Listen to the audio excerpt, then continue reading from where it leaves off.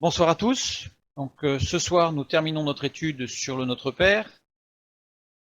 Cependant, on va être dissocié du Notre Père pour une grande partie de la soirée, puisque on va étudier le dernier mot du Notre Père dans l'évangile de Matthieu, à savoir Amen. Et donc, nous allons nous allons voir ce que signifie ce mot que nous avons l'habitude d'utiliser pour terminer nos prières. Voir qu'on pourrait très bien commencer notre prière par ça. Le mot n'est pas une fermeture, mais une ouverture. Je vous propose tout d'abord de lire le Notre Père dans l'évangile de Matthieu. 6. Voici donc comment vous devez prier. Notre Père qui es aux cieux, que ton nom soit sanctifié, que ton règne vienne, que ta volonté soit faite sur la terre comme au ciel. Donne-nous aujourd'hui notre pain quotidien. Pardonne-nous nos offenses, comme nous aussi nous pardonnons à ceux qui nous offensent. Ne nous induis pas en tentation, mais délivre-nous du malin, car c'est à toi qu'appartiennent dans tous les siècles la puissance et la gloire. Amen. Et dans l'évangile de Luc, cette prière est répétée, est rapportée 2 fois dans 2 évangiles différents. Donc dans l'évangile de Luc, il leur dit, Jésus, quand vous priez, dites, Père, que ton nom soit sanctifié, que ton règne vienne. Donne-nous chaque jour notre pain quotidien. Pardonne-nous nos péchés, car nous aussi nous pardonnons à quiconque nous offense, et ne nous induis pas en tentation. Il y a pas mal de différences, ces deux prières de notre Père, qui sont rapportées par l'évangile de Matthieu et par l'évangile de Luc. Nous avons vu que, tout au long de l'étude, que chacun des évangélistes a focalisé de notre Père sur une orientation particulière, en sachant que Matthieu, lui, est plus complet, donne plus d'éléments. Et Matthieu, lui, termine cette prière par Amen, tandis que Luc ne termine pas cette prière par Amen. Nous allons voir pourquoi. Il y a une raison, bien entendu. Nous avons vu que cette prière s'appelle une doxologie, c'est-à-dire que c'est une louange à Dieu avec une particulière. Et donc ce Amen vient clore, conclure, terminer la prière du Notre Père, transcrite dans l'évangile de Matthieu, classiquement interprétée par Ainsi soit-il. Quand on nous demande, ou si on demande aux personnes autour de nous, qu'est-ce que ça veut dire Amen, on va répondre Ainsi soit-il, ou qu'il en soit ainsi. Conclure cette prière qui est prononcée, ou écouter, c'est-à-dire que quand on seul, on prie et on termine par Amen, et quand quelqu'un prie, on l'écoute, et quand il a terminé et qu'il dit Amen, les personnes qui prient avec lui prononcent Amen ou disent Amen aussi. Donc c'est une prière qui soit écoutée. L'Amen final souligne le caractère solennel de la doxologie ou de la prière. Solennel, mais de conclure la prière, de clore un petit peu solennelle, un peu imposante la prière. Et que c'était sérieux ce qu'on a. Reprenons donc Amen, juste la fin du verset.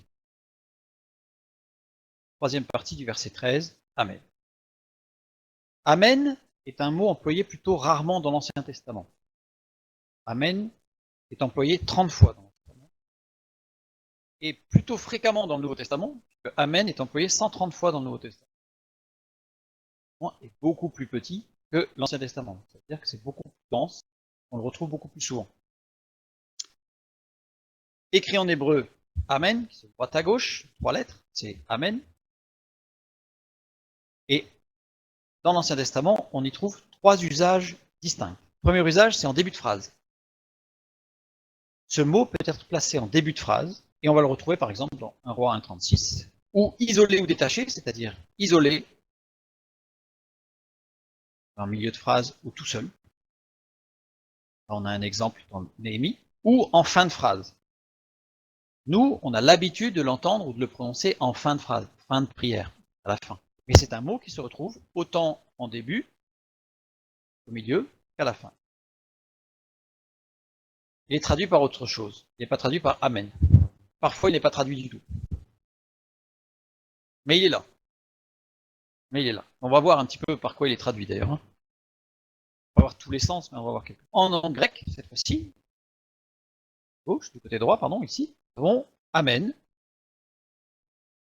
qui lui aussi a 3 usages distincts dans le Nouveau Testament, c'est-à-dire en début de phrase, Apocalypse 20, isolé ou détaché, Apocalypse 5, 14, ou en finale de phrase, comme les doxologies dont on a parlé, dont en particulier celle de l'évangile de Matthieu, Notre Père, où on le retrouve en fin de phrase. Là aussi, ce mot est parfois, très souvent il est traduit, parfois il n'est pas traduit, ou il est traduit par autre chose. On va voir. On a un lexique anglais, je donne juste l'information parce que si des gens veulent vérifier et font des recherches, dans un lexique anglais, en fait, on retrouve le mot Amen est répertorié 143 fois, non pas 130, mais c'est parce qu'ils prennent des déclinaisons. Il y a 13 déclinaisons Amen qui sont prises en compte, et Amen à 143. Mais le mot Amen, qui reprend bien le mot hébreu de l'Ancien Testament Amen, est utilisé que 130 fois. Je le signale parce que vous allez voir que ça a une petite importance. Dans Apocalypse 3,14, nous lisons « Ainsi parle celui qui est l'Amen, le témoin fidèle et vrai, le principe de la création de Dieu, c'est Jésus. » Ici, Jésus-Christ, le Fils de Dieu. Donc, la Bible nous dit, la parole de Dieu nous dit, clairement, l'Amen, c'est Jésus. Dans Romains 11,36, nous lisons « C'est de lui, par lui et pour lui que sont toutes choses.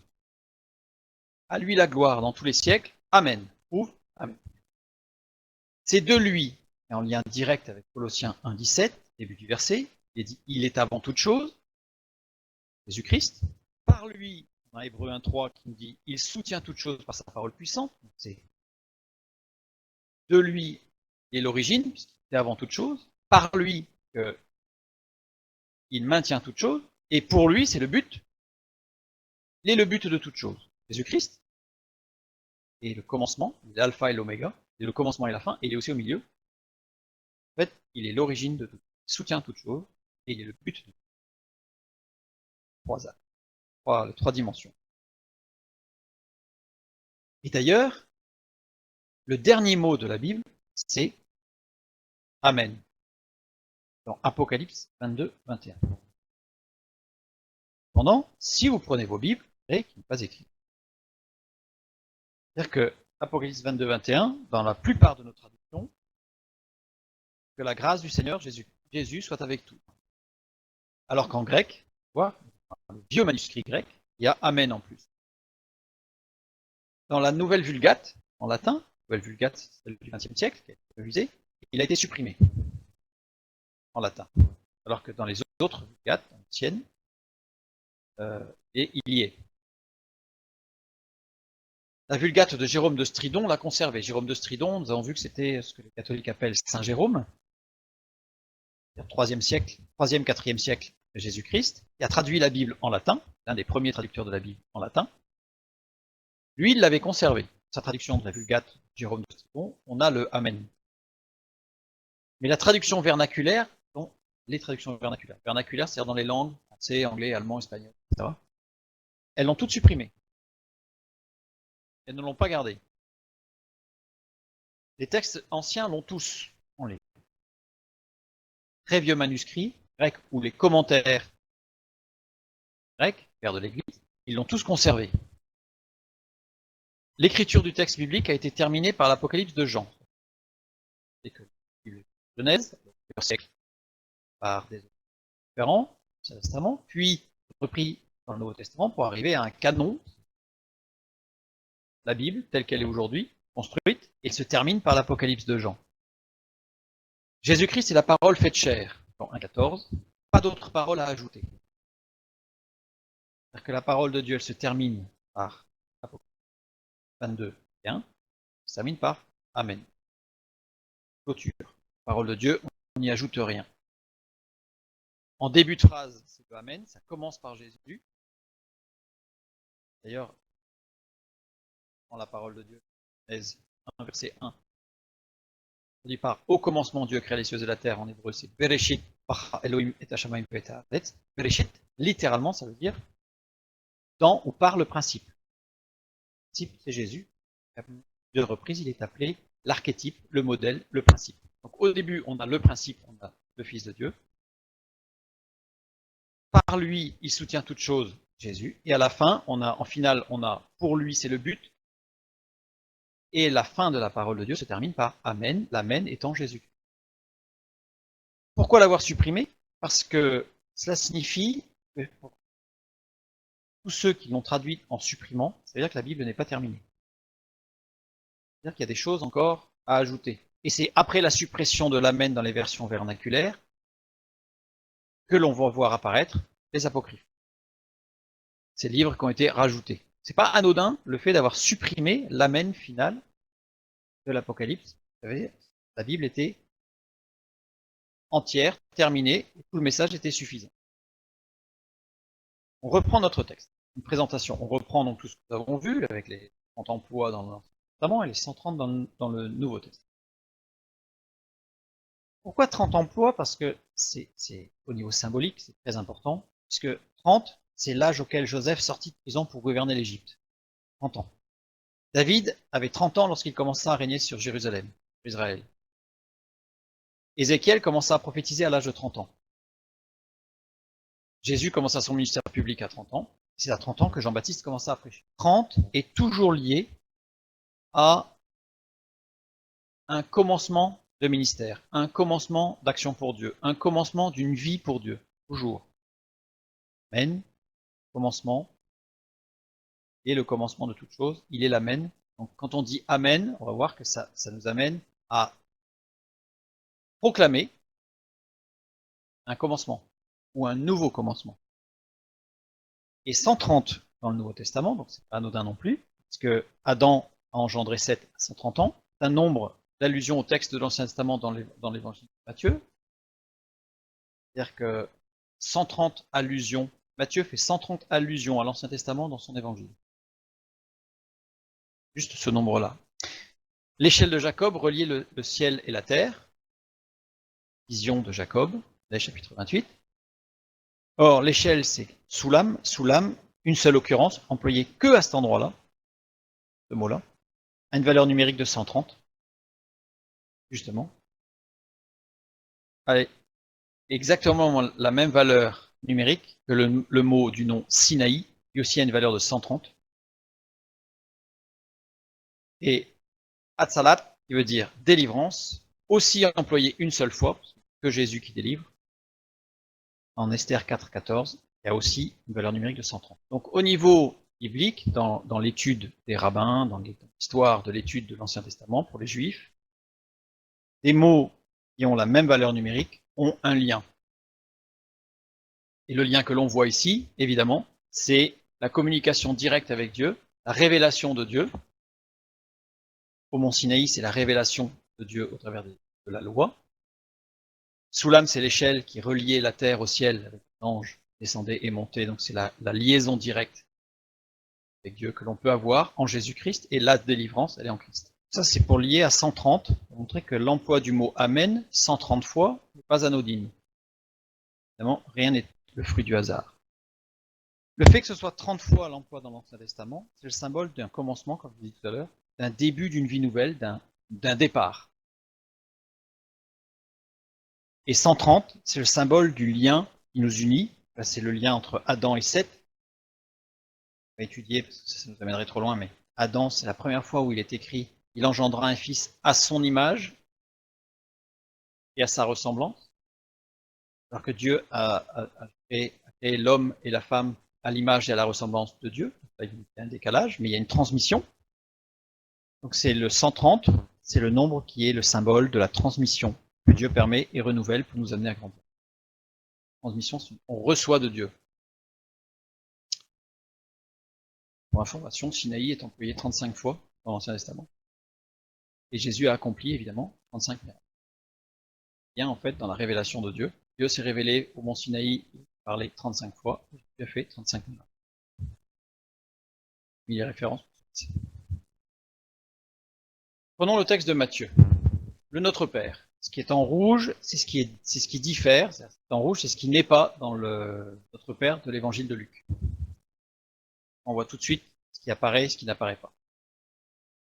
Notre Père qui es aux cieux, que ton nom soit sanctifié, que ton règne vienne, que ta volonté soit faite, sur la terre comme au ciel. On a vu que cette expression s'adressait à ces trois phrases. Donne-nous aujourd'hui notre pain quotidien. Pardonne-nous nos péchés comme nous aussi nous pardonnons à ceux qui nous ont offensés. Et ne nous induis pas en tentation, mais délivre-nous du malin. Car à toi appartiennent le règne, la puissance, la gloire, à jamais. Amen. Nous avons vu cette étude, et en particulier dans ce que nous avons commencé de notre Père qui est aux cieux, que la vie juive est cadencée par une sorte de règle, le Kaddish. Le Kaddish est le central de la liturgie juive. Kaddish, ça vient du mot sanctification, a pour thème la glorification et la sanctification du nom divin, en référence à l'une des visions eschatologiques de la fin des temps d'Ézéchiel, dans l'Ancien Testament. Il est basé sur un rituel de prière pour la journée, Kaddish, qu'on appelle la Tefila. La Tefila, normalement, elle se fait debout, à haute voix, 3 fois par jour. L'introduction que Matthieu nous a donnée sur justement le Notre Père, où Jésus, juste avant, lui dit « Moi, ce que je vous dis, c'est de ne pas prier debout dans les rues à voix haute pour vous faire remarquer, mais c'est d'être dans votre pièce, dans votre chambre, vous priez seul à seul avec Dieu, dans l'intimité avec Dieu. » On a vraiment une opposition complète. Là, cette prière de Tefila a été faite 3 fois par jour, et elle compte là 18 bénédictions. Ces 18 bénédictions qui reprennent l'ensemble du Notre Père de Matthieu. Matthieu, qui était juif, connaissait parfaitement la culture juive, la liturgie juive. Son évangile s'adressait à des juifs. On l'a vu, puisque dans les exemples qu'il donne, il n'explique pas ce que sont les fêtes juives, etc. Parce que c'est évident que ses interlocuteurs, ses lecteurs, ils le connaissaient. Donc il était juif. Et il a mis l'accent sur le rapport entre le Notre Père de Jésus et la liturgie juive en soulignant fortement ce qui s'en écarte. Mais, évidemment, la Tefila et le Kaddish ont été nettoyés par l'introduction de Jésus, c'est-à-dire ne pas prier, se faire remarquer, ne pas chercher à se faire voir, ne pas montrer un peu de l'orgueil. 3 fois par jour, la Tefila était récitée matin, midi et soir. Et on sait que les premiers chrétiens priaient 3 fois par jour avec le Notre Père. On le sait et en plus, à la place des 18 bénédictions en usage dans le Kaddish. Les premiers chrétiens avaient bien compris que la liturgie, que le système mis en place par la liturgie juive n'était plus à appliquer, mais que Jésus est venu transformer pour donner quelque chose de nouveau, un nouveau départ. Et il priait non plus avec la Tefila et le Kaddish, mais avec le Notre Père 3 fois par jour. Et on le sait dans la Didaché, chapitre 8 au verset 3, Didaché, document du christianisme primitif, donc du 1er siècle, qui rapportait beaucoup de choses sur la vie des premiers chrétiens. Je remets l'information, bien que non explicitement canonique pour les catholiques, la Didaché est fréquemment citée dans les textes du Vatican et sert de base à de nombreuses liturgies catholiques. Donc on va voir, la Didaché, expliquer comment faisaient les premiers chrétiens, juifs, a servi à calquer la liturgie catholique. C'est pas calqué sur les évangiles et sur la Bible, beaucoup sur la Didaché. La différence entre Matthieu et Luc, que nous avons étudié, là je fais juste un résumé, met en évidence le basculement de l'ancienne alliance vers la nouvelle alliance. Jésus n'est pas venu supprimer l'ancienne alliance en disant tout ce qui est l'Ancien Testament, c'est du passé, c'est terminé, on enlève, on jette.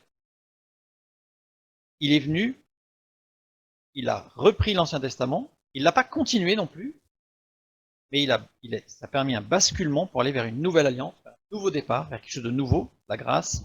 On n'a plus à faire toutes sortes de choses, simplement à accepter Jésus-Christ et son œuvre. Dans la prière du Kaddish, Amen est quelquefois précédé de Veimru.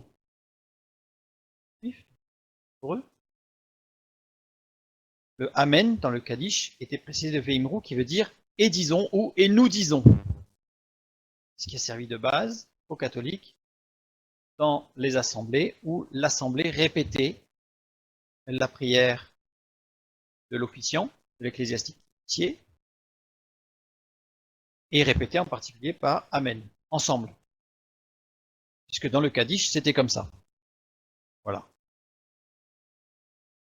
Et l'assemblée, en fait, souscrivait ou prononçait Amen en disant nous sommes d'accord avec qu'il en soit ainsi par rapport à ce qui avait été dit par l'officiant.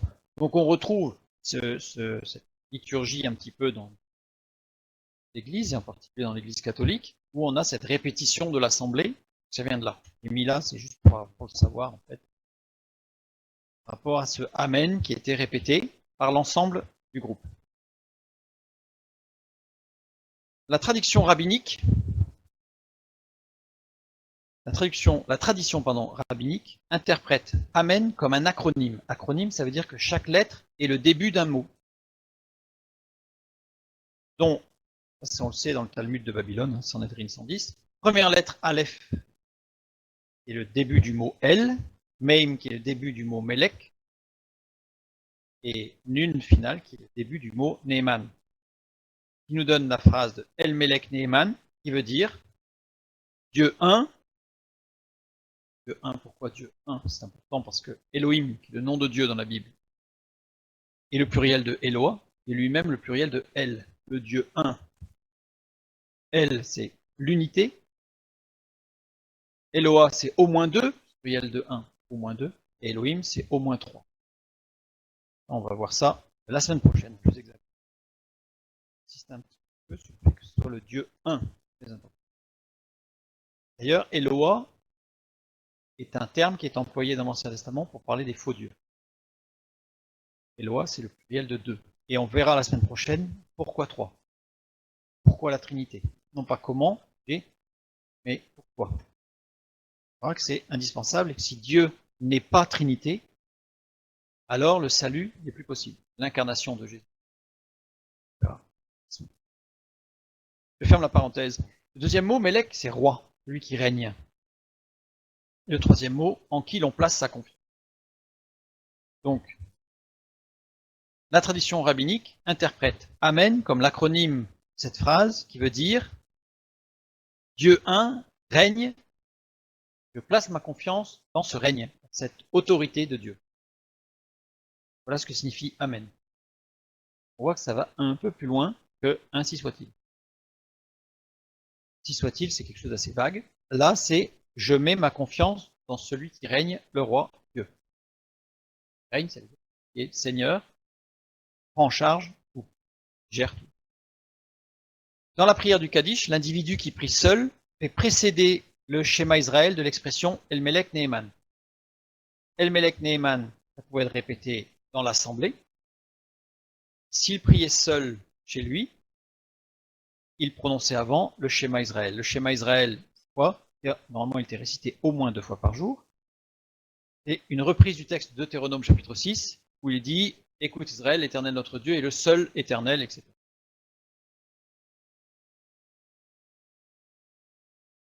L'Éternel notre Dieu est le seul éternel, veut dire littéralement « Éternel notre Seigneur, éternel un ». Mais le schéma Israël, surtout, ce qu'il faut retenir, Deutéronome 6, c'est accepter le joug, entre guillemets, de la royauté des cieux. Celui qui priait et prononçait Amen, il priait seul à Dieu, et avant de prononcer ce mot Amen, qui était très important, puisque c'était vraiment placer sa confiance en Dieu, il prononçait une sorte de proclamé, il acceptait le joug de Dieu. Ça nous renvoie évidemment automatiquement sur Jésus qui a dit « Prenez mon joug ». Nous avons vu que le Amen, mot, est utilisé pour affirmer et souscrire au mot prononcé auparavant dans la prière. Début. Nous l'avons vu tout à l'heure. Pour affirmer sa confiance dans la seigneurie de Dieu régnant sur notre vie. On dit Amen, c'est proclamer que Dieu règne sur notre vie. C'est accepter le joug de Jésus-Christ. Dire Amen. Et Jésus a dit, prenez mon joug sur vous. Une petite parenthèse sur le mot joug, parce que c'est quelque chose de qui semble très péjoratif. Le mot joug, c'est zougos. Zougos, c'est un outil de service, un outil d'obéissance, et surtout, une balance composée de 2 plateaux. Une barre reliant 2 êtres vivants travaillant à la même entreprise. Très important parce qu'on a des jougs. On a d'autres mots grecs qui parlent de joug, où on porte sur ses épaules seul quelque chose de lourd, alors que là, ce mot montre bien, il y a 2 C'est-à-dire quand Jésus dit prenez mon joug, ça veut dire qu'il l'a déjà lui le joug. Donc ça veut dire que l'un des deux, c'est Dieu. Donc, on ne porte pas quelque chose d'extrêmement lourd, puisqu'en fait nous portons avec Dieu. D'ailleurs il y a un autre terme dans la parole de Dieu qui est où Dieu demande à ce que ceux qui l'acceptent deviennent ses associés. Le mot littéral, c'est associé. On devient des associés de Dieu. On ne devient pas des esclaves pénitents, souffrants, de douleur, pleurant et portant une charge extrêmement écrasante. On devient des associés de Dieu. La vision n'est pas du tout la même. Donc, il nous est parlé d'un autre joug dans la parole de Dieu, le joug étranger. Il y a une opposition en fait entre Jésus qui dit prenez mon joug, ce joug a deux fléaux, là, enfin un fléau avec deux troupes, deux êtres. Il nous est parlé d'un autre joug, le joug étranger dans 2 Corinthiens chapitre 6, il nous dit ne vous mettez pas avec les infidèles sous un joug étranger. Ce joug étranger, hétérozougéo. Zougéo, on retrouve le zougos. Et hétéro, un autre qui n'est pas de la même nature. C'est-à-dire qu'en fait, ce mot grec, hétérozougéo, signifie, c'est un verbe, signifie tirer le joug d'un autre côté que son compagnon. En fait, on tire de deux côtés, un à droite, l'autre à gauche. Évidemment, l'association semble difficile. C'est une évidence. Je reviens là-dessus juste pour dire que ceux qui suivront sur vendredi prochain, sur la Trinité, sur le pourquoi de l'incarnation, etc., très important, ne pas s'associer à un autre qui n'est pas de la même nature.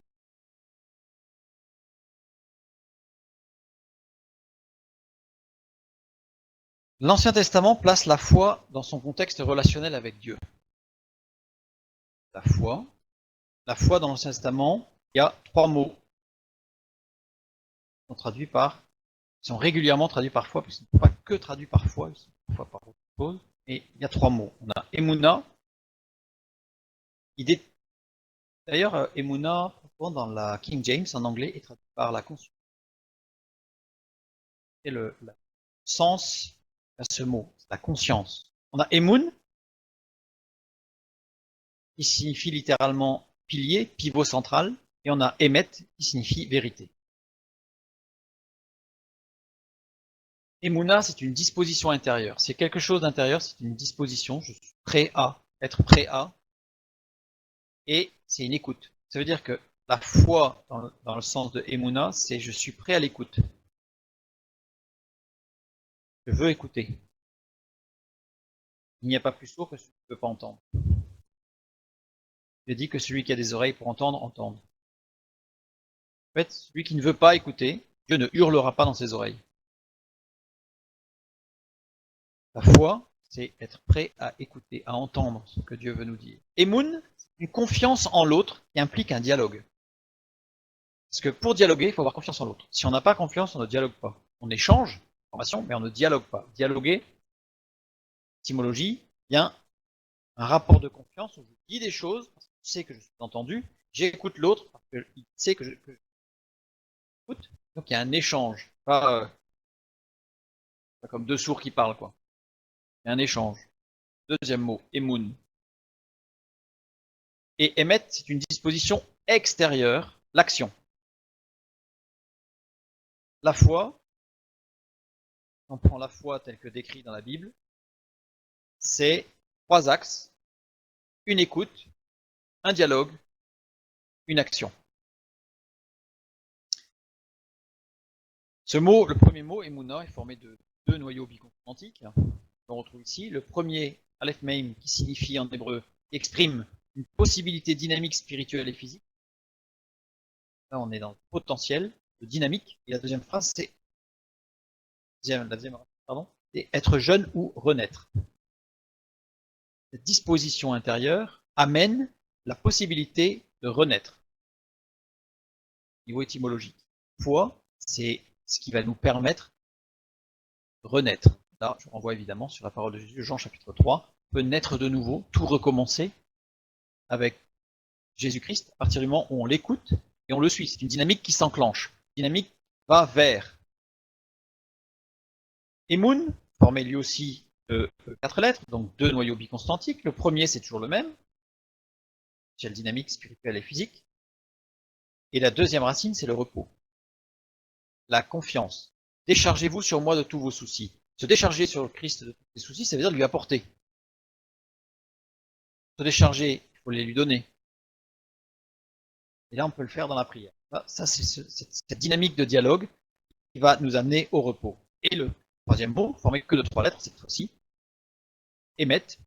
Deux premières sont toujours les mêmes. Possibilité dynamique spirituelle et physique. Et la dernière lettre, Tav, qui veut dire, qui est le symbole du rachat, de la croix. Le rachat, donc la possibilité du rachat dans l'action. C'est ce que nous allons voir tout à l'heure. La foi est une sorte de corde à 3 brins qui sont enlacés les uns dans les autres, tressés, et qui relie une personne à Dieu. C'est ça la foi. La foi, c'est pas quelque chose de vaporeux, d'éthérique. C'est quelque chose de concret, on va le voir encore précisément tout à l'heure. Et on rejoint Ecclésiaste chapitre 4 verset 12, la corde à 3 brins ne se rompt pas facilement. À partir du moment où on est dans une action de foi avec Dieu, c'est-à-dire on écoute dans le dialogue, donc on prie, et on agit conformément à ce qu'on a entendu, a dit, on l'a, corde à 3 brins ne se rompt pas facilement. Ces 3 mots ont une racine commune. 3 mots qui désignent la foi ont une racine commune. Amen. Justement, Amen. C'est-à-dire que quand on dit Amen, on engage, j'aurais tendance à dire, nos 3 foi.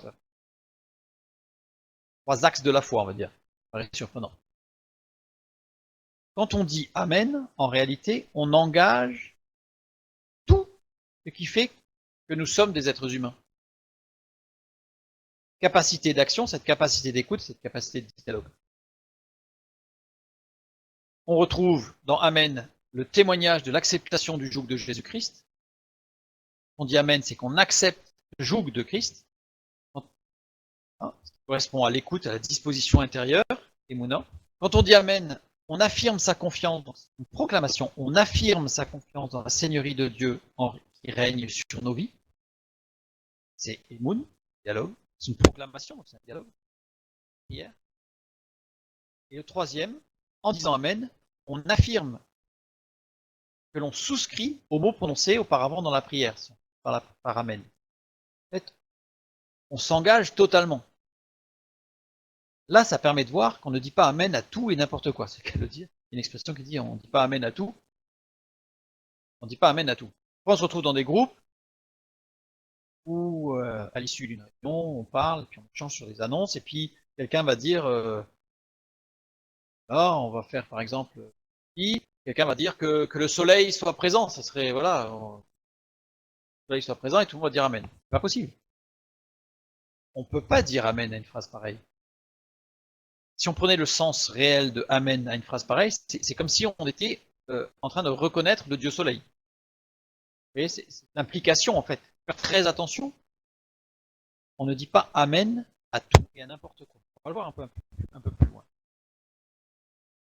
Donc ce troisième aspect d'affirmation, c'est l'action. On s'engage dans une action. Là, on souscrit et on s'engage complètement. On souscrit à quelque chose qui a été dit, on le fait. On le fait. Le mot Emouna commence par la lettre Aleph. Emouna qui veut dire conscience, sens étymologique. Si je supprime la lettre Aleph, qui représente Dieu, l'alphabet hébreu, cette première lettre de l'alphabet qui représente Dieu dans son unité, si je supprime cette lettre, j'obtiens un autre mot qui veut dire oppressé. Ça veut dire que si je vis, on va dire entre guillemets, une vie de méditation, c'est-à-dire je ne suis plus dans l'écoute de Dieu, et je suis dans une sorte de méditation qui a exclu Dieu de sa vie, je suis dans un système qui va être oppressant. Le deuxième mot, Emoun. Premier mot, toujours, Emoun. Si je supprime la lettre Aleph, je deviens quelqu'un de quelconque. Je suis plus On ne parle plus de pivot, de pilier. Dans émet, si je supprime la lettre aleph du mot vérité, au sens étymologique, j'obtiens le mot mort. C'est-à-dire que les œuvres, on verra ça à la fin dans l'épître de Jacques, les œuvres, si je cherche le salut au travers des œuvres, je suis amené à la mort. La foi, sans les œuvres, enfin, les œuvres seules amènent à la mort. Parler de la foi après. Toute relation à Dieu qui n'a pas les trois axes de la foi aboutit non plus à une relation avec Dieu fondamentale, mais à une religion. Jésus-Christ n'est pas venu établir une nouvelle religion. Jésus n'est pas venu établir le christianisme. Jésus n'est pas venu établir le catholicisme, le protestantisme, que l'on veut en isme, et en général par des schismes. Donc, Jésus est venu rétablir une relation avec Dieu. Et c'est pour ça qu'il y a les trois axes. Ces trois axes-là, on peut les transposer, bien sûr, on a vu par rapport à Dieu, mais on peut les transposer par rapport à son conjoint dans le couple. C'est-à-dire que si je n'écoute pas mon conjoint, si je ne dialogue pas avec mon conjoint, et si je n'agis pas avec mon conjoint dans la même direction, conformément à ce qu'on a dialogué avant, alors la construction est impossible. Les amis, c'est la même chose, à des degrés différents, bien entendu. Mais les amis, c'est la même chose. Si j'ai des amis, si je ne les écoute pas, s'ils ne m'écoutent pas de dialogue. Et si je ne fais rien avec eux, soit ce ne sont pas des amis, soit je vais les perdre. Et à tous les niveaux, au niveau du travail, à un degré différent encore. Quand on travaille sur un projet professionnel, on a un axe d'écoute, un axe de dialogue et un axe d'action. Ça, c'est vraiment la base du relationnel. Et faites une sorte de filtre avec ces trois axes-là. Si on étudie les religions, justement, on se rendra compte qu'il manque toujours un axe. Si on prend le bouddhisme, par exemple, le bouddhisme médite beaucoup, on va dire l'écoute. Il prie beaucoup, c'est-à-dire qu'il y a du dialogue avec, bref, pas Dieu, hein, donc on a vu ce que ça donne. Mais il manque l'action. Le bouddhisme, surtout, ne rien faire pour ne pas faire d'erreur. Il n'y a plus d'action. Donc le trépied, il n'y a plus que deux, on tombe. Imagine un tabouret à 3 pieds, si on enlève un pied, ça se voit moins bien. Si on prend l'islam, on va voir la même chose. L'islam, ils vont beaucoup agir, donc faire beaucoup d'actions qui vont se penser conformes à Dieu. Ils vont beaucoup prier, mais ils n'écoutent pas. Prenons garde, nous, que notre relation à Dieu ne devienne pas une religion, parce qu'on en oublierait un des axes de la foi. La foi est un équilibre entre l'écoute, le dialogue et l'action. Le plan de Dieu pour notre vie, c'est être pour faire être, pour que nous puissions nous-mêmes être et faire être. C'est-à-dire qu'il n'est pas du tout question d'avoir ou de faire, mais c'est être d'abord. Être avec Dieu, être, comme on dit, bien dans ses chaussures. À ce moment-là, on va pouvoir faire être. C'est le plan de Dieu. On en parlera beaucoup plus vendredi prochain. Reprenons notre texte avec Amen. On a vu que Amen, c'est cette racine qui relie tout ça. Donc c'est vraiment un engagement de la foi, donc c'est-à-dire de toute notre vie. Amen, on a vu que souvent, pour la plupart des personnes, ça veut dire ainsi soit-il, et on a vu que c'est plutôt il en est ainsi, puisque c'est une proclamation. Donc c'est je proclame qu'il en est ainsi. On n'est plus dans une aspiration, on est dans une réalité où on dit par la foi, ça veut dire je proclame que c'est ainsi. C'est une affirmation de foi. Amen. C'est pas une espérance, c'est une affirmation. Ça veut dire que j'ai écouté pour être repris, pour être corrigé, pour être instruit, pour être réconforté, pour être encouragé. Toute cette écoute avec Dieu, c'est pas que de l'écoute. C'est de l'écoute, donc elle est passive, l'écoute. Mais c'est vraiment dans un but de construire. Donc on accepte d'être repris, d'être corrigé, mais on accepte aussi d'être instruit, et on accepte aussi d'être réconforté et encouragé. C'est surprenant quand on dit on accepte d'être réconforté. Parce que vous avez des gens parfois qui ne veulent pas être réconfortés en réalité. ils sont dans de grandes souffrances, mais ils refusent le réconfort. Donc, il faut accepter d'être réconforté par Dieu. Une affirmation de foi dans le Amen, c'est je m'engage. Je m'engage, donc je proclame, je m'engage à me reprendre. C'est-à-dire que j'ai écouté, parce qu'il y avait quelque chose dans ma vie qu'il fallait modifier. Donc, je proclame que je m'engage à reprendre ce qui doit être repris. Je m'engage à me corriger. Je m'engage à mettre en pratique ce qui m'a été dit. Et je m'engage à garder les yeux sur lui. J'ai été encouragé, c'est pas pour le quitter. Pour rester, parce que je sais que c'est lui la source. Et cette affirmation de foi, c'est j'agis. C'est-à-dire que j'agis pour me reprendre. Je reçois quelque chose dans ma vie qui n'est pas bon. Je proclame que oui, je veux m'engager dans cette direction pour reprendre. Et j'agis. Et j'agis. C'est ce que l'on demande en tant que parent à des enfants, à des instituteurs ou des professeurs, à des élèves. On montre l'erreur, qu'ils prennent conscience de son erreur, acceptent qu'il a fait une erreur, et qu'il change. Ne fasse plus l'erreur. Bien sûr, tout ça, mais à partir du moment où on prend le joug de Christ, nous sommes aidés par le Saint-Esprit, dans cette action, bien entendu. Pas dans une action seule, dans le désert, avec des indications qui seraient difficiles à supporter. Donc j'agis pour me reprendre, j'agis pour me corriger, j'agis pour mettre en pratique ce qui m'a été dit, et j'agis pour garder les yeux fixés en lui. Quelle action je peux mettre en place pour garder les yeux fixés sur lui? Par exemple, prendre la décision de lire la Bible tous les jours, je sais pas. Par exemple. Et je le fais. Je m'engage à le faire et je le fais. La foi, c'est ça. La foi, c'est cette dynamique, cet échange. Donc c'est une affirmation de foi et un engagement de foi. C'est pas que théorique dans la tête. Ah oui, j'ai fait. Ah oui, oui. Oui, oui. Bien. Non, il faut le faire. Je reprends l'exemple plusieurs fois de Josué. Dieu lui a demandé un acte de foi, donc Dieu lui a dit, tu passeras par cet endroit du Jourdain. D'accord? Josué lui a dit, ok, on va le faire. Il a parlé au peuple en disant, on va traverser là, donc proclamer, on va traverser là. Et au bout de plusieurs jours qu'ils attendaient, parce qu'il y avait le Jourdain, il y avait de l'eau, il lui a dit, mais vas-y, traverse. Josué répond, oui, mais il y a de l'eau.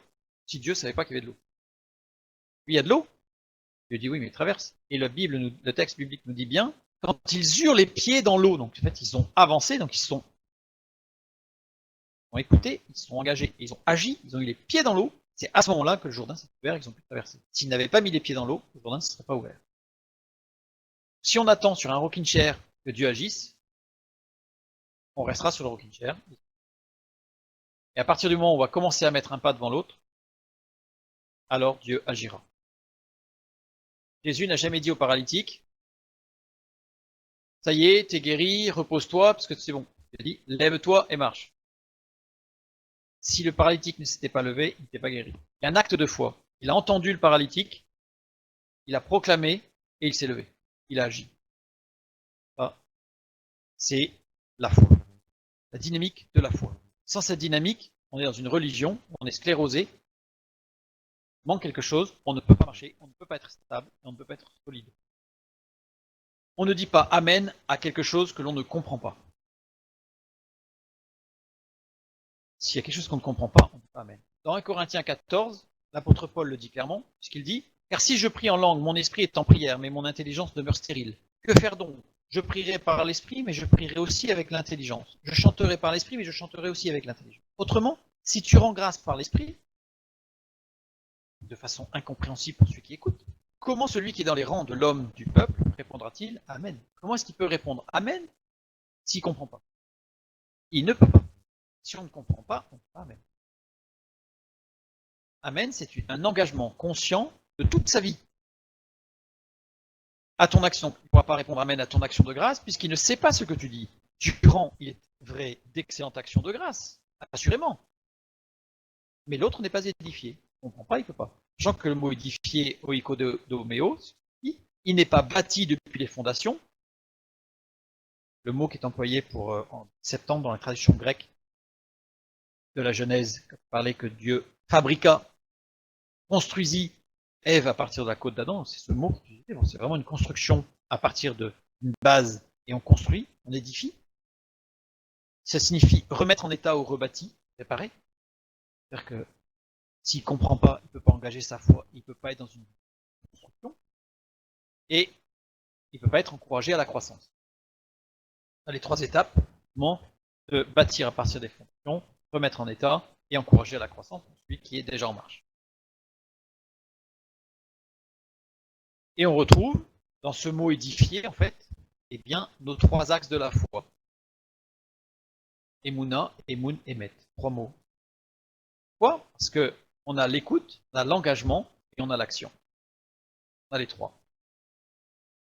Et quand on voit bâtir, pour bâtir quelque chose, il faut écouter. Plan, Dieu est celui qui est concepteur de tout. On remet en état, là on s'engage. Parce qu'on a une vision. Si on remet quelque chose en état, c'est parce qu'on le voit fini, donc on y va. Et on est encouragé à sens, puisque là, une fois que c'est construit, on le monte. Je continue avec Amen. Amen, c'est très très dynamique, hein, très profond. Amen en hébreu, ce mot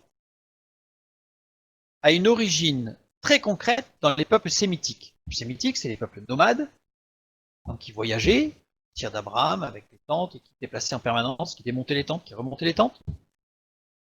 Ce mot Amen avait un sens très particulier. Il désignait les piquets que les nomades fixaient autour de leur tente pour éviter que le vent ne l'emporte.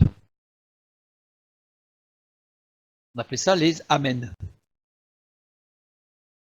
Progressivement, ce mot désigna la solidité du sol.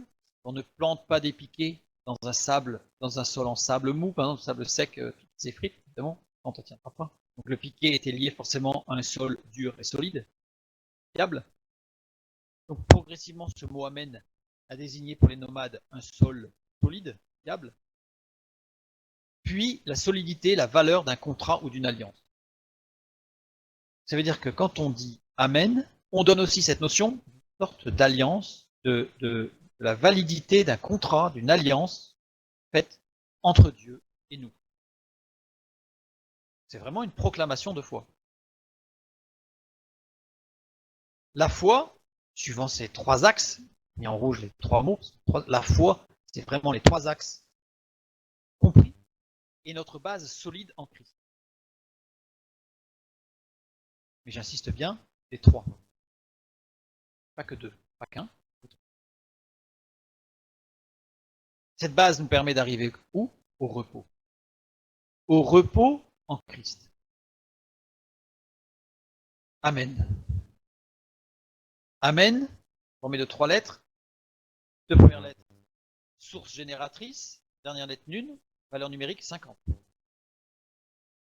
50, c'est le jubilé.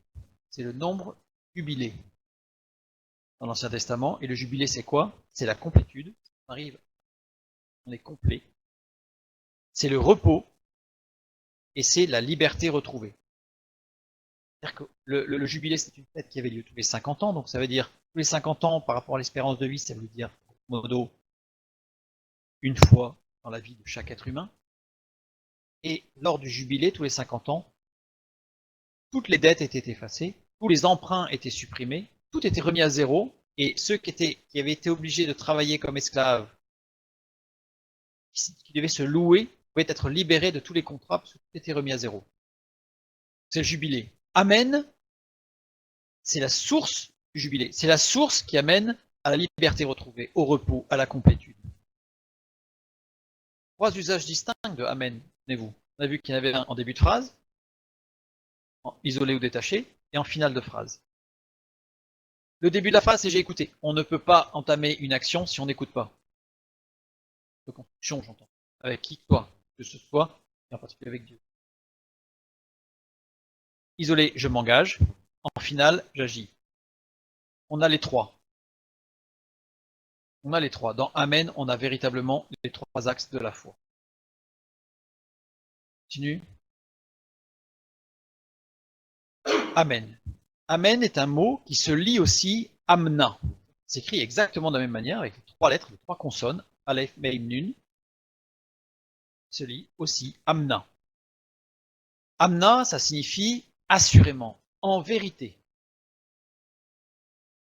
Quand on dit Amen, on dit en vérité. Il arrive régulièrement que les mots soient répétés en hébreu dans l'Ancien Testament.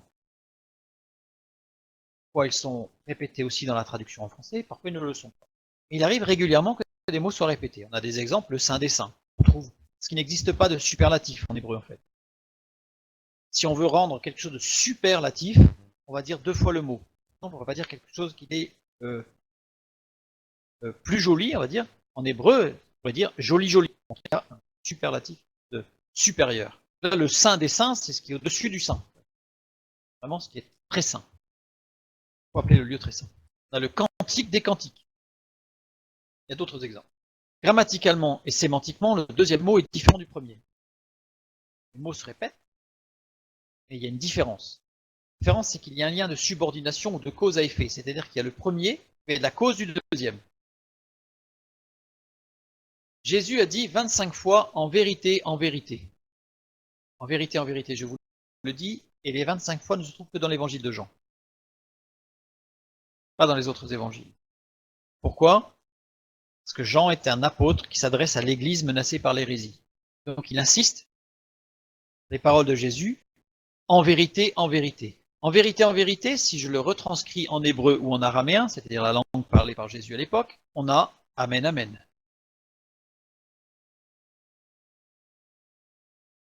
C'est-à-dire que Jésus commençait ses enseignements par Amen, Amen. Pourquoi? Le premier Amen, nous avons vu qu'il y avait un ordre, hein, c'est l'écoute. L'écoute, Emouna, qui va amener l'engagement. Si j'écoute la parole de Dieu, je vais être amené à l'engagement. Deuxième Amen. C'est là qu'il y a un lien de subordination. C'est-à-dire que le premier engendre le deuxième. Qu'est-ce qu'on lit dans la parole de Dieu? On lit dans Romains chapitre 12. La foi vient de ce qu'on entend et ce qu'on entend vient de la parole de Christ. En vérité, Amen, Amen. Si je ne m'engage pas, si je n'agis pas pour écouter la parole de Dieu, c'est-à-dire la lire, c'est-à-dire participer rassemblement, à ce moment-là, je ne pourrai pas avoir la foi et faire grandir la foi. Et cette dynamique de Amen, Amen, Amen, Amen quoi? Heureux. Aboutit à quoi? Amen, Amen, aboutit à quoi? Aboutit à une dynamique de foi, justement. C'est-à-dire qu'en fait, quand on commence à écouter la parole de Dieu et qu'on accepte la parole de Dieu, on va aller vers un engagement forcément parce qu'on va comprendre, et cet engagement va nous amener à l'action. Le Amen Amen, c'est une initiation, donc initialisée, hein, initialisation d'une dynamique de foi. En fait, c'est le début, on initie. Et quand Jésus commence ses enseignements en vérité, c'est-à-dire qu'en fait, là, il dit, j'initialise là une dynamique de foi. Et à chaque fois, on a un enseignement qui va aboutir à une dynamique de foi. Et 25 fois. Et qui va aboutir à l'expression de la foi, c'est-à-dire l'action. Une action. À partir du moment où j'écoute la parole de Dieu, ça aboutit forcément à une action. La parole de Dieu ne retourne pas à lui sans avoir fait son effet. Émette. On a le troisième axe. Et on rejoint Jacques, chapitre 2, verset 17, quand il est dit « Il en est ainsi de la foi, si elle n'a pas les œuvres, elle est morte en elle-même. » Une foi qui n'aboutit pas à une action est morte. Mais vous allez me dire, mais dans Romains chapitre 3, verset 28, on nous parle l'inverse, parce que l'apôtre Paul, il dit « Car nous pensons que l'homme est justifié par la foi sans les œuvres de la loi. » C'est l'une des raisons majeures pour lesquelles Luther, par exemple, considérait que l'épître de Jacques n'était pas canonique. Parce qu'il considérait qu'elle contredisait l'enseignement de Paul. Alors, pour réussir à faire concorder les deux textes, certains utilisent des approches qu'on appelle contextuelles. On dit oui, mais Jacques, son épître, elle s'adressait à des chrétiens parce que dans l'église à laquelle il s'adressait, il y avait des grandes différences entre riches et pauvres. Donc, il essayait de ramener tout le monde au même niveau. Donc, il a insisté sur les œuvres, etc. Mettre tout le monde un petit peu avec les possibilités d'action. Alors que lui, l'apôtre Paul, il enseignait l'église de Rome. Il voulait aller voir avant de se rendre en Espagne. Donc il a essayé, il voulait lui orienter plus sur la foi en Christ, mais on sent que c'est un peu tiré par les cheveux. Une fois qu'on a compris que la foi, elle a 3 axes, alors les 2 textes sont faciles à comprendre. Parce qu'il y a quand même une grosse différence entre les 2 textes. C'est que l'apôtre Paul, il nous parle des œuvres de la loi. Alors que Jacques, il nous parle des œuvres. C'est fondamental, la différence. Parce que si on lit Galates chapitre 3, verset 5, toujours de Paul, celui qui nous accorde l'esprit et qui opère des miracles parmi vous, le fait-il donc par les œuvres de la loi ou par la prédication de la foi? Là, il parle des œuvres de la loi. Il parle pas des œuvres. La prédication de la foi, c'est quoi? C'est l'écoute et c'est l'engagement. La foi vient de ce qu'on entend et ce qu'on entend vient de la parole de Dieu. Par contre, les œuvres de la loi dans Galates 3.10, car tous ceux qui s'attachent aux œuvres de la loi sous la malédiction, car il est écrit, maudit est quiconque n'observe pas tout ce qui est écrit dans le livre de la loi et ne le met pas en pratique. C'est quoi le livre de la loi? C'était toute la liturgie juive, justement. Tout ce qu'il fallait faire, et non pas être. Les sacrifices, le nombre de prières, ce qu'il fallait respecter comme règles, etc. etc. Donc, les deux textes ne sont pas du tout en opposition, c'est juste que les 2 textes montrent que la foi vient de ce qu'on entend, donc on est dans cette initialisation de la foi, amen, amen, en vérité, je vous le dis, en vérité, cette dynamique qui amène à l'action. Alors que l'Ancien Testament présentait les choses, surtout la liturgie juive, dans sa compréhension de l'Ancien Testament, présentait les choses en disant l'action qui amène à la foi. On était à l'envers là, on était à l'envers. Donc nous, quand nous prononçons amen, amen, on s'engage complètement dans cette dynamique d'écoute, de dialogue et d'action. Et c'est pour ça que Matthieu termine sa doxologie, notre Père, par Amen. Parce qu'en fait, ça veut dire qu'il reprend tout dans une dynamique, il ne ferme pas notre Père, au contraire, il l'ouvre en disant, et là, avec Amen, on fonde. Avec Amen, on construit. Avec Amen, on avance. Avec Amen, nous, dans notre culture, dans notre compréhension, Amen, ça ferme. On dit Amen, c'est terminé, ça fini. Alors que si on le prend vraiment dans le sens Amen, ça veut dire au contraire, c'est le départ, quoi. Avant, c'était juste une préparation, mais maintenant, c'est le départ. C'est comme on se prépare dans les starting blocks, on est prêt, 3, 2, 1, Amen, partez, Amen, et là on part. Et c'est pour ça que Jésus commençait ses grands enseignements par Amen, Amen. Et le dernier Amen, il est dans l'Apocalypse chapitre 22, verset 21. Il termine Amen, c'est-à-dire vers une ouverture qui sera pour l'éternité. C'est ça qu'ils devaient le savoir.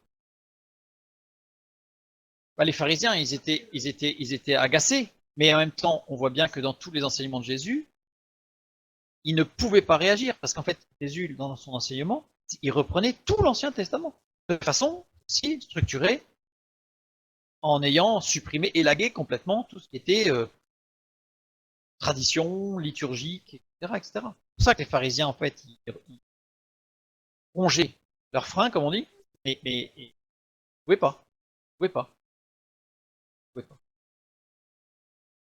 Amen. Nous avons vu que là, on fait une petite conclusion pour reprendre un peu tout ça. Amen. On a vu que c'était une confession, la confession d'un besoin de grandir avec Dieu. Ça, c'est reconnaître, c'est accepter d'écouter, accepter d'être repris, accepter d'être corrigé, accepter d'être encouragé, accepter d'être remis sur le bon chemin, etc. Une acceptation, une confession d'un besoin de sagesse, donc d'instruction. On n'est pas autosuffisant. C'est une prière.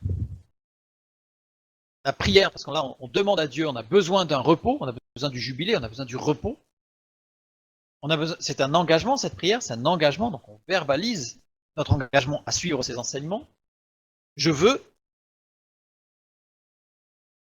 comme le père de l'enfant est épileptique, la foi, et le Père lui dit, je veux, donne-moi la foi. Là, il s'engage dans la prière. Il a entendu Jésus qui lui a parlé. Et là, il dit, je veux. Et derrière, il y a l'action. Il y a la guérison. C'est une prière d'un engagement de ne regarder qu'à lui. Et je veux regarder à toi. Je veux te suivre. Parce qu'on a compris, on a écouté, on a entendu ce que Dieu veut nous donner, que Jésus-Christ veut nous donner. Donc, Amen. C'est une action. Amen. Amen, ce n'est pas qu'une parole en l'air. C'est une action. C'est mettre en œuvre l'action. C'est mettre en œuvre sa vie. C'est mettre en œuvre sa volonté. Et tout ce qu'on va pouvoir faire, ce qu'il nous a donné, direction qu'il nous a donné, etc. Une action, je me lève pour commencer une vie nouvelle ou un changement pour et avec Dieu. Une vie nouvelle, c'est à partir du moment où on réalise que nous ne sommes pas avec Dieu et on vient avec Dieu, donc je me lève, je dis Amen, oui. Moi, je veux construire ma vie avec Christ sur ce joug qui est doux et léger, puisque c'est lui qui porte en réalité. C'est lui qui porte. Et si je suis déjà avec Christ, le Amen, c'est je me lève pour changer. Changer quoi? Ça peut être changer mon rythme de marche, ça peut être changer de direction. Ça peut être très bien dans la bonne direction, mais un petit peu assoupli. À ce moment-là, je me lève et je dis, je redémarre. Donc quand on dit un changement, c'est pas forcément un changement d'orientation. C'est un changement de considération. On a un homme de Dieu qui s'appelle Finney, connu, et Finney, dans sa vie, dans sa relation avec Dieu, il demandait un réveil spirituel tous les 6 mois. Et au bout de 6 mois, même quand je suis dans cette dynamique, au bout de 6 mois, j'ai une tendance à ralentir ma marche, voire à m'arrêter dans cette dynamique. Et donc il demandait à Dieu, voilà, il avait soif, c'était une prière, il confessé ce besoin d'être redynamisé quelque part, il proclamait la volonté de dynamique, une dynamique dans sa vie, et il agissait, et tous les 6 mois, il demandait un réveil spirituel avec Dieu pour redémarrer. Soyons dans cette dynamique.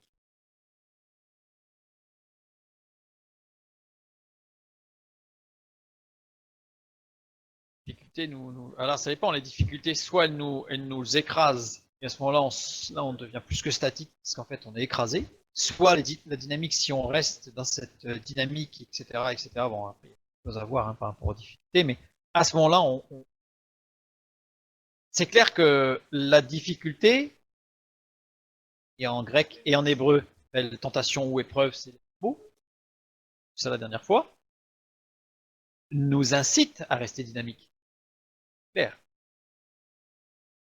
En tout cas, tout ça amène, c'est on est conscient, cette conscience du lien nécessaire avec Dieu en Jésus-Christ. Et là, je renvoie vers ce qu'on a vu tout à l'heure par rapport à l'échelle, etc. Mais il y a une nécessité, on a conscience que, ok, on a lu la parole de Dieu, on s'est engagé, on fonce, et que si on perd ce lien avec Dieu, on se perd. On n'est pas autosuffisant. Donc on reste conscient dans toute cette dynamique de notre besoin d'être toujours relié à notre Dieu, à ce règne, à ce roi.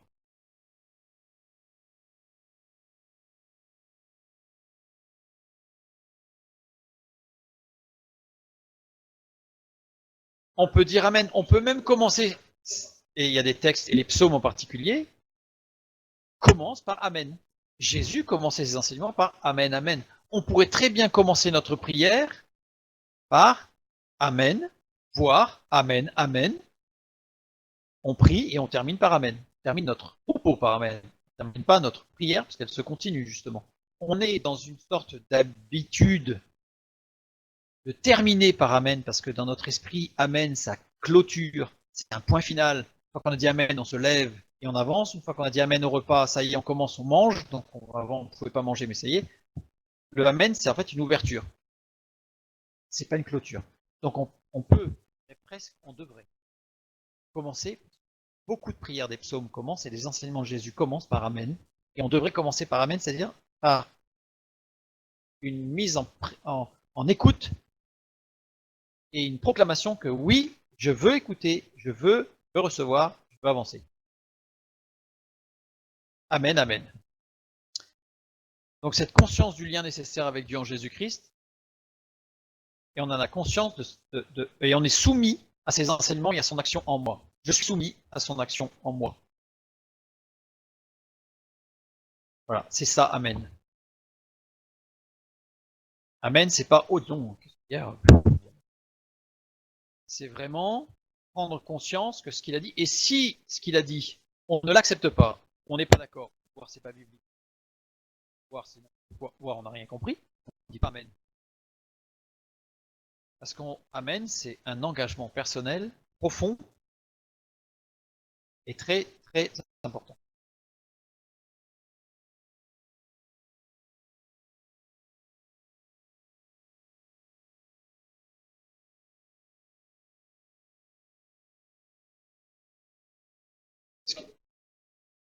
Est-ce que c'est pas de plus en plus fort dans le Notre Père, entre Notre Père qui est aux cieux jusqu'à Amen? Je pense pas. Je pense que comme on l'a étudié, en fait, c'est un tout. Et je pense que ce qui est très important, c'est que ce modèle de prière n'est pas une récitation, mais il nous montre au contraire que c'est l'esprit dans lequel nous devons être par rapport à la prière. Mais chaque phrase, ah bah oui, mais elle n'amène pas la phrase suivante. Que ta volonté soit faite sur la terre comme au ciel, n'amène pas forcément donne-nous notre pain quotidien. Mais ce sont des choses différentes, des axes différents, qui nous amènent à grandir et à prendre cette conscience de la proximité de Dieu, de la nécessité de la proximité de Dieu, et de cette dynamique de vie. Et quand on est en Dieu dans cette dynamique, je dirais presque rien ne peut nous arrêter avec Dieu. Pas en tant que bulldozer, mais parce qu'en fait on avance dans cette construction. Dieu n'est pas un Dieu de bulldozer, et Dieu il construit, il rétablit, il reconstruit, et il dynamise et il encourage. On a vraiment cette vie en mouvement de l'avant avec Dieu. Et donc Amen, ça synthétise tout ça. Là par contre, le Amen par rapport au Notre Père, je dirais presque que c'est un point qui synthétise tout le Notre Père, parce que tout est dedans. Tout est dedans. C'est pas un point culminant où on va du moins fort vers le plus fort. C'est que c'est un point, non pas un point final, mais c'est un point qui nous amène à condenser le tout pour justement partir sur une dynamique.